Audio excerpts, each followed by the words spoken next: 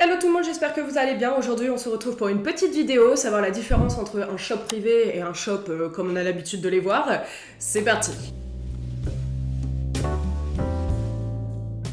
Oh bah ça commence bien.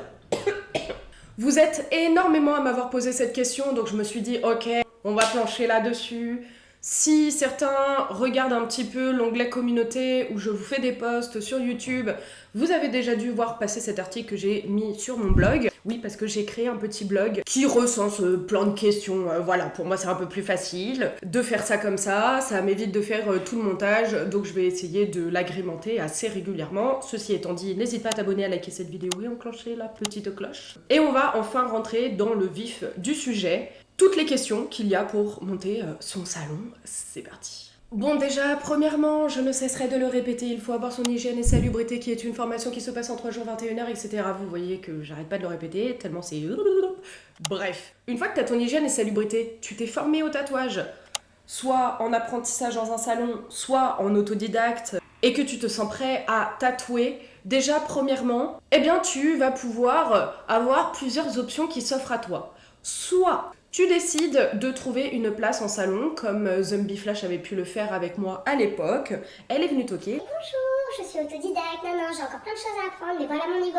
Est-ce que vous voulez me faire une petite place dans votre salon? Je ne conseillerais jamais assez le fait, eh bien, si vous en avez la possibilité, pardon, eh bien, de faire au moins une expérience en salon avant de créer votre salon. Tout simplement parce que sinon, vous allez prendre des mauvaises habitudes. Il y a plein de choses en autodidacte, malheureusement, qu'on ne sait pas, qu'on apprend seulement en étant entouré d'autres tatoueurs installés depuis quelques années, etc. Donc c'est vrai que l'option première expérience en salon, c'est la meilleure. Si vraiment, ça fait 14 fois que tu fais le tour des salons vers chez toi, que t'as essayé toute la France, les États-Unis, non je rigole, que t'en as marre et que tu veux quand même eh bien te mettre à tatouer pour de vrai, de façon carrée, eh bien tu as l'option monter ton propre salon. Et c'est ce dont nous allons parler aujourd'hui et je me suis encore étalée pendant 2 heures. Désolée. Si je vous fais suer avec cette formation hygiène et salubrité, c'est tout simplement parce que pour monter son salon, il y a des règles qu'il faut respecter. Ce sont des règles imposées, des normes par l'ARS, Agence Régionale de Santé. Et c'est dans cette formation hygiène qu'on va tout apprendre. Truc bête, vous n'avez pas le droit de mettre du carrelage parce que, en fait, les rainures des carrelages, c'est un nid à bactéries et à microbes. Tu le savais ? J'arrête de vous taquiner. On va partir du principe du coup que vous avez tous votre hygiène, que vous avez essayé 150 000 salons, que ça n'a pas marché. Et bien du coup, qu'est-ce qu'il faut faire ? Eh bien déjà, si tu avais envisagé ne serait-ce qu'une seconde de tatouer à domicile comme ça, tu vas chez les gens, eh ben c'est pas possible. Voilà, comme ça au moins c'est dit. En soi, c'est pas pour vous embêter qu'on dit ça, c'est tout simplement parce qu'il est presque impossible d'avoir des locaux bien aménagés, mais il est même complètement impossible d'ailleurs, pour tatouer de façon ok par rapport aux normes d'hygiène qu'on nous impose en France. Voilà, donc interdit de tatouer chez les gens. Du coup, vous vous doutez bien que cette pratique, elle est juste complètement illégale. Comme ça, on n'en discute pas 20 000 ans. Oui, mais moi, on s'en fout, c'est illégal, tu fais pas. Point. Alors, concrètement, c'est carrément considéré comme du travail clandestin. Voilà, clandestin, pardon. Et l'idée, en fait, c'est que en plus du fait que l'endroit n'est pas aménagé comme il se doit pour pratiquer l'acte de tatouage, il y a aussi énormément de choses qui risquent de passer à la trappe. Du coup, tu risques de mettre les personnes en danger, qui chopent des maladies, des staphylocoques, blablabla. Bla bla. Ça, c'est déjà des trucs dont je t'ai parlé dans ma vidéo sur les bases dans le tatouage que je te glisse juste là. Donc bref, concrètement, s'il vous plaît, ne faites pas ça, surtout qu'une fois que vous êtes catalogué par les tatoueurs de votre région et les clients en tant que tatoueurs qui se déplacent à domicile, ça va être très très dur de refaire marche arrière. Donc moi, je vous conseille de juste pas vous amuser à faire des dingueries dès le début, comme ça, au moins, vous gardez votre réputation telle qu'elle est. Déjà qu'on sait l'amour que certains tatoueurs portent aux autodidactes, on va éviter d'essayer d'envenimer davantage le truc. Du coup, quelles sont les options qui s'offrent à vous ? Il y en a 2. La première, qui est la plus courante et la moins contraignante, c'est de monter son salon privé, comme moi. On appelle ça salon privé ou studio privé, c'est comme vous voulez, on s'en fout. Comment ça marche ? Tu reçois seulement du public avec des prises de rendez-vous. Voilà, pas possible de se pointer dans le salon sans prise de rendez-vous, tout simplement. Tu peux avoir pignon sur rue, donc ça veut dire que ton enseigne donne sur la rue, et pour autant être un salon privé. Comme tu peux faire ça dans un appartement qui aura été référencé en tant qu'appartement commercial. Tu peux faire ça, par exemple, j'en sais rien, tu vis à la campagne, tu peux très bien faire ça dans un endroit que tu auras aménagé exprès pour ça. Et il y a plein de normes, etc. que tu peux retrouver sur le SNAT et l'ARS si tu veux faire ce type de studio privé. Bref, quoi qu'il arrive, peu importe l'option que tu auras choisie, les locaux doivent respecter les règles d'aménagement sanitaire et être déclarés auprès de l'ARS. Si votre studio privé est donc collé à votre habitation, on pourra vous demander la preuve d'un bail professionnel ou commercial et ou la qualification du local en ERP afin de vérifier qu'il s'agit bien d'un studio professionnel. Du coup, je suis allée checker pour vous ERP, c'est qu'est-ce que ça veut dire ? ERP, établissement recevant du public, soumis aux règles d'aménagement pour la sécurité contre l'incendie et les risques de panique. Je le savais pas, je vais pas faire genre, je savais pas ce que ça voulait dire. J'ai jamais eu, en tant que gérante de salon, à me soucier de ça, et tout simplement parce que moi je suis passée par une régie qui s'occupe de bails commerciaux. Donc au moins il n'y avait pas de lézard, c'était sûr que ça correspondait en tant que ERP, donc établissement recevant du public, etc. Donc c'est vrai que moi j'ai jamais été embêtée avec ça. C'est seulement dans le cas de figure où vous souhaiteriez installer un studio privé vers chez vous. Et sachez qu'il est complètement interdit d'installer un studio salon privé sans l'autorisation au préalable. Soit vous avez la qualification du local en ERP, soit vous pouvez pas faire ça. C'est comme ça. Pas tout faire dans la vie. Ça, c'était la première option, salon privé, studio privé, qui est l'option, je trouve, la plus facile, où vous faites tout simplement un salon de tatouage tel qu'on les connaît, c'est-à-dire les salons de tatouage à l'ancienne, à la bonne franquette. You know what I mean de crayon? Ok. Putain, je suis surexcitée, je suis à mon 10e café, je suis désolée les gars.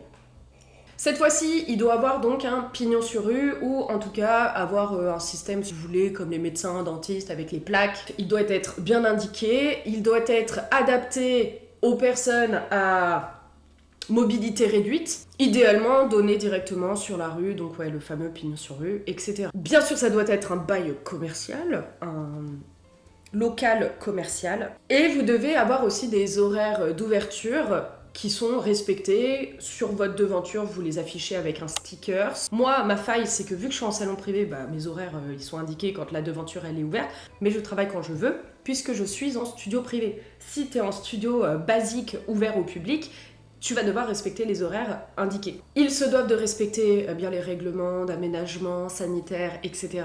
Mais ça, c'est une fois de plus pour tous les styles de locaux. Et aussi être déclaré auprès de l'ARS. Alors pour ça, c'est très simple, tu vas sur le site de l'ARS de ta région, tu regardes le petit numéro, tu les appelles, tu tombes sur une dame ou un monsieur, il t'aide à faire l'inscription, sinon tu peux le faire directement en ligne. Mais j'avoue que le site de l'ARS, c'est un sacré casse-tête, donc à toi de voir l'option que tu veux, mais ça va, les démarches sont très très simples. Et il y a un truc qu'il faut que vous regardiez au moment de faire vos recherches de locaux commerciaux, c'est de savoir si le propriétaire, ou s'il appartient à la ville, vous allez voir avec la ville, si cette personne est OK sur le fait que vous fassiez un salon de tatouage dans ce local, et donc les aménagements qui est demandé pour avoir un salon de tatouage. Je vous donne un exemple.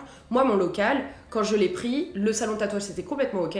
Par contre, il n'avait pas la possibilité d'être aménagé en tant que restaurant. Je ne sais pas pourquoi, mais c'était pas possible. Donc il faut regarder. Dans tous les cas, si vous passez par une agence, l'agent immobilier ne va pas s'amuser à vous faire découvrir des locaux extraordinaires pour à la fin vous dire en fait vous pouvez pas faire votre salon de tatouage dedans, ça serait complètement débile, perte de temps pour tout le monde, c'est pas le but. Bon, maintenant on va se pencher sur qu'est-ce qu'on doit trouver pour faire en sorte que notre salon de tatouage soit aux normes. Alors, c'est l'article R1311-4 du Code de la santé publique, arrêté du 11 mars 2009. Bon, concrètement, c'est les normes d'aménagement qui impliquent pas mal de choses. C'est parti, nous allons faire une petite liste pour vous expliquer bien ce que vous devez absolument avoir dans votre salon de tatouage pour que ce dernier soit aux normes. Donc vous devez dans un premier temps avoir une salle technique ou une zone technique. En gros, c'est l'endroit qui est dédié à l'acte de tatouage. Vous n'avez pas le droit d'avoir l'accueil et à côté, même pas l'endroit où vous tatouez. Voilà. Donc l'idée, c'est de faire des zones délimitées ou de faire carrément une salle fermée pour l'acte de tatouage. Les surfaces doivent être lessivables et non textiles. Sol et plans de travail en matériaux lisses et non poreux. Par exemple, c'est ce que je disais, les gna des carrelages, si vous voulez, cette espèce de ciment là qu'on met entre les carrelages. Désolée pour tous ceux qui bossent dans le BTP, vous devez être en sueur avec mes descriptions, mais concrètement, ça c'est considéré comme poreux, donc vous n'avez pas le droit de tatouer sur une zone avec un carrelage. Ainsi qu'une zone de lavage de main avec robinet à fermeture non manuelle. La zone de lavage de main, en soi, ça peut être votre toilette si vous n'avez pas la possibilité de mettre un énième évier, faire l'arrivée d'eau, etc. Ça peut être un vrai casse-tête. Vous pouvez tout simplement, dans ce cas de figure, toujours laisser la porte des WC ou de la salle de bain que vous avez à proximité, bref, le point d'eau, ouvert afin de ne pas avoir à toucher, si vous voulez, les poignées. Parce que c'est là où en fait vous refaites des contaminations alors que vous veniez de vous laver les mains. Et pour ce qui est des robinets à fermeture automatique, là, ouverture et fermeture non manuelle, vous en avez à Leroy Merlin, le roi Merlin, ça ressemble à ça, voilà, vous pouvez en trouver assez facilement. Après il vous faut un local, salle ou placard qui est exclusivement pour les zones de ménage, pour le nettoyage. En gros, c'est là où vous allez entreposer votre balai, votre serpillière, etc., etc. Et donc, il faut que ça soit tout simplement un endroit qui soit fermé. Voilà, d'où le placard. En général, pour mettre un balai, une serpillière, un placard, ça suffit largement. Et si besoin, et ça dépend du type de machine que vous utilisez, il vous faudra une pièce fermée pour faire la stérilisation du matériel. Ça doit être équipé d'un autoclave lorsque le professionnel ne travaille pas exclusivement en usage unique et stérile. Il n'y a pas besoin d'autoclave et de pièces pour ce dernier si tout le matériel utilisé est stérile et à usage unique. Donc en gros, si vous travaillez à l'ancienne, il vous faut un autoclave. Si vous faites du piercing aussi, mais bon là, ici on parle que de tatouage, donc sorry pour les perceurs qui viennent ici. Sinon, si vous utilisez donc du matériel à usage unique qui est plastifié comme ceci, et là vous n'avez pas besoin d'autoclave puisque du coup c'est à usage unique et stérile. Voilà, merci Captain Obvious. Il vous faut une zone ou pièce fermée ou placard, toujours fermé, pour l'entreposage des consommables et matériels de tatouage. En gros, l'idée, c'est de tout garder à l'abri de la poussière, éviter que tout le monde puisse y mettre ses petites manos parce que c'est dégueu, bref, assurer une bonne hygiène autour de vos consommables avant de les avoir utilisés. Le dernier, il faut avoir un placard ou une salle fermée pour mettre ce qu'on appelle les dasseries ou dasseria, l'entreposage des déchets à risque infectieux. Voilà, et l'idée, une fois de plus, c'est de protéger vos clients, éviter qu'ils mettent les manos dedans et tout, parce que ça peut être carrément dégueulasse. Voilà, on va mettre les termes à un moment. Et après, vous avez les conditions détaillées et les protocoles de stérilisation que vous devez placarder dans votre salon de tatouage. Ils doivent être visibles et lisibles par vos clients. Ça ressemble à ces petites fiches violettes, vertes et blanches là, je vous glisse ça de suite, que vous avez déjà dû voir donc dans des salons de tatouage. Donc c'est des documents qui synthétisent tout simplement l'ensemble des règles. Ces 3 petites affiches, je vous les mets en barre d'infos et dans tous les cas vous les aurez à la formation hygiène. Une fois que vous l'aurez passé, il vous envoie un petit PDF avec ces petites fiches. Si vous les avez perdues, elles sont aussi disponibles sur le site du SNAT et je crois bien sur l'ARS aussi. Bref, il n'y a pas de raison de ne pas les afficher, à part si vous avez la flemme. Et c'est pas ok d'avoir la flemme quand il s'agit de la santé de vos clients. Voilà, c'était les quelques petits trucs qu'il faut savoir pour monter son salon de tatouage, savoir ce qui est ok ou non de faire, ce que vous devez connaître au niveau des normes d'hygiène et tout ça, grosso modo, en tout cas les premières obligations à connaître. Dans tous les cas, une fois de plus, et désolé si je vous saoule avec ça, passez votre hygiène, parce que c'est là où vous aurez vraiment toutes les indications pour savoir comment monter votre salon en bonne et due forme, en bonne et due norme.